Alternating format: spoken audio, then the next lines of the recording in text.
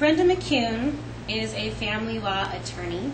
She is certified by the California State Bar as a family law specialist. She is a lifelong Republican, and she was raised a Southern Baptist. In her blog post, Proposition 8, Tyranny of the Majority or Preservation of Marriage, Brenda discusses a divorce case. Two women found themselves in a loving, lifelong, committed relationship, long-term. They each decided to bear a child, and they raised these children as siblings under the same household by the same parents of same sex. Sadly, like 75% of all heterosexual marriages, this relationship came to an end. And like a large percentage of all heterosexual marriages that end, it ended explosively, with each parent claiming to have been a victim of violence at the hand of the other. Over the course of their relationship, they had obtained a California registered domestic partnership. So a different legal procedure similar to a divorce had to be filed. Now, the dissolution of a domestic partnership had no ability to address the needs of their children.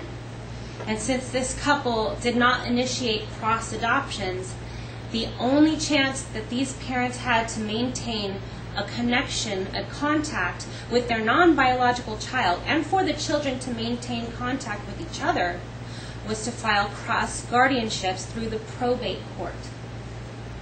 Now, the process of cross-guardianship and standards of a probate court are very different from those of a family code. In this case, each parent would have to prove that the biological mother's care would be a detriment to the child, and then give sole custody to the non-biological parent. There are no provisions in probate court for shared custody or visitation rights. Neither of them was able to prove a detriment to the child, and they each lost their bids. There was no determination or consideration of the best interests of these children. There was no determination of their interest in maintaining a relationship with both of the parents they had come to know.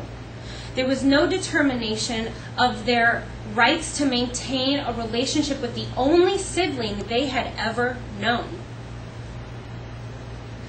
Each of these children's relationship with their parent that they had come to know and the sibling that they had come to know was effectively terminated.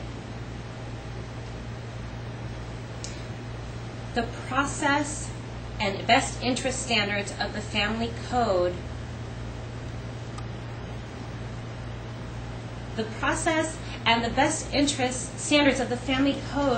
are created to protect the best interests of the children when their anger and grief-stricken parents cannot and will not do so. But that did nothing for this family, because their parents' relationship fell under a separate statutory framework. Clearly, these children were denied an equal access to justice, and they were denied a judicial determination and protection that the children of opposite-sex parents would have had. In her blog, Brenda continues on to state that children of same-sex parents clearly have been treated differently than the children of opposite-sex parents. She also states that the Ninth Circuit Court ruling that the ban on gay marriage is unconstitutional cuts right to the core, and that separate is not equal.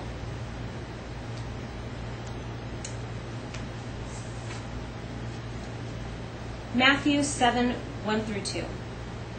Judge not that you be not judged, for with what judgment you judge, you will be judged. And with the measure you use, it will be measured back to you. In other words, what goes around comes around. And if we as a state can pass this proposition, I am afraid. In this speech, I will argue that Proposition 8 is unconstitutional, and there are 3 reasons to support my thesis. First, I will argue that Proposition 8 is a tyranny of the majority. Second, I will argue that if overturning Proposition 8 will save us from a tyranny of the majority. And third, I will argue that overturning Proposition 8 will not impose the lifestyles of others on your Christian lifestyles. Tyranny of majority is defined as when a majority group puts their own interests so far above the interests of a minority that it creates an act of oppression, meaning to exercise an authority in a cruel and unjust manner. Now, if that story I just told you about that family is not a clear example of cruel and unusual, I don't know what is. It's a tyranny of majority. The majority of the people who voted to pass this are of faith-based lifestyles. And it was only a 52% vote that passed it. So almost half the state does not agree. So why are we opposing our beliefs on that? It's a tyranny of the majority. By overturning Proposition 8, we are protecting ourselves from a tyranny of the majority. Because if we open the door for a tyranny of majority on this minority group, what happens if another religious group becomes the majority in this country and they decide to impose their beliefs on us? It is no different. We need to maintain the progress this country has made with the civil rights movement. We need to maintain this progress and continue to refuse oppression in this country by refusing Proposition 8. Now, if we overturn Proposition 8, it will not impose the lifestyles of others on your Christian lifestyle. The main argument on the ballot was that it would impose or force our children to learn about gay marriage and same-sex marriage in their schools, but that is a lie. In fact, it was defended, and people tried to remove it from the ballot because it is a lie. Nonetheless, it was on the ballot, but I'm sorry to tell you it was a lie. I read the health education content standards in California, and there is not a single word about same-sex, gay, lesbian, or anything in it. And not to mention, it's a standard. It is not required. Each school district and school has the right to create their own programs with the input of the teachers and parents together. And on top of that, the parents have a right to refuse the permission slip for their children to attend this class.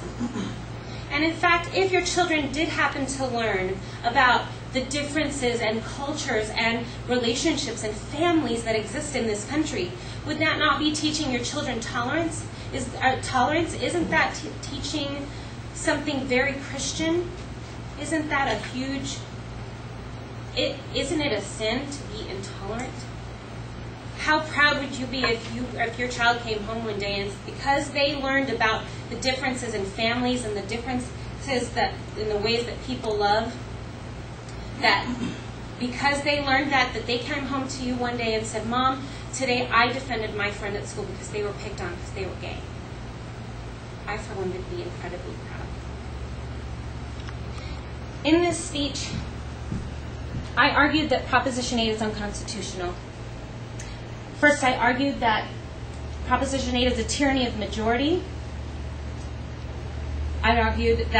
Second, I argued that if we overturn Proposition 8, it will save us from the tyranny of majority being turned on us in the future. And third, I argued that it will not impose the lifestyles of others on your Christian lifestyles. I hope that you will consider my speech the next time you go to vote as an American. That would for refusing the rights of a minority group in this country. And remember how the effects of doing that will affect you as well. Thank you.